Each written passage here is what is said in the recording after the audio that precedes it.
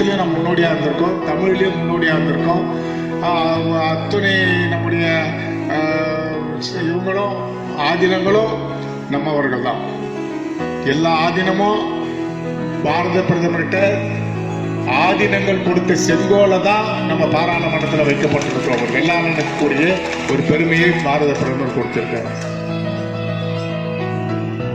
அதனால நாம் சமயத்திலையும் கல்வியிலையும் வேலை வாய்ப்பிலையும் முன்னோடி இருக்கிறோம். ஏன் இப்போ இந்தியா முழுவதும் இன்றைய தினம் அம்பேத்கர் அவர்கள் கொண்டு வந்த இடஒதுக்கீடு ஒரு முறை இருக்குல்ல, இதை ஆஃப்டர் இண்டிபெண்டன்ஸ் சுதந்திரம் அடைந்த பிறகு இந்த நாட்டில் அந்த சட்டம் கொண்டு வந்தாங்க. வகுப்புவாதத்தில் என்னென்ன கம்யூனிட்டி என்னென்ன பேசி.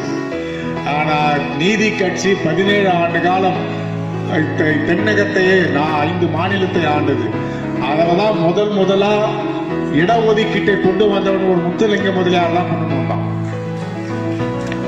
இந்தியாவுக்கே வழிகாட்டியா நம்ம இருந்துக்கிறோம். இந்திய அரசியல் சட்டத்துக்கு முன்னாலே நம்ம முதலியார் அந்த வகுப்பாத இது கொடுத்துருக்காரு. அது மாதிரி அதிலே நமக்கு வறுமை கோட்டுக்கு கீழே 35% பேர் 40% பேர் இன்னும் இருந்துக்கிறோம். நான் ஒரு முறை ரோட்ல போகும்போது எல்லாரும் ஓடியாந்து வண்டி நிறுத்தினாங்க. வண்டி என்ன இவ்வளோ பேர் ஓடியாராங்களே, என்ன தார் போட்டுக்கிறாங்க. சரி வண்டி நிறுத்தினேன், என்னான்னு கை கொடுத்தாங்க. கை கருப்பா இருக்குங்க, இது தாரா இருக்குன்னாங்க. இல்லை என்ன சொல்லிட்டு ஒரு 5000 ரூபாய் கொடுத்து ஆளுங்க 500 எடுத்துருங்க.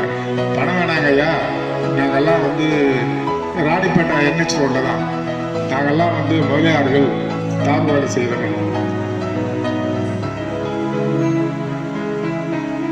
அதுபோல 35-40% பேர் இன்னும் வறுமை கூட்டிற்கு வாழ்ந்து கொண்டிருக்கிறான். வெள்ளாளர்கள் பிள்ளைமார்கள் முடியாது.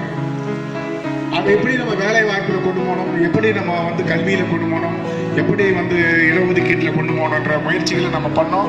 அதுல வறுமைக்கு புரட்சி தலைவர் எம்ஜிஆர் அதை தமிழ்நாட்டுக்கு கொண்டு வந்தார்.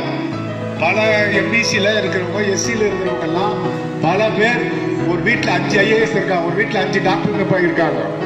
ஆனா வறுமை கோட்டு கீழே அந்த கம்யூனிட்டியிலும் கீழே இருக்கிறோம்.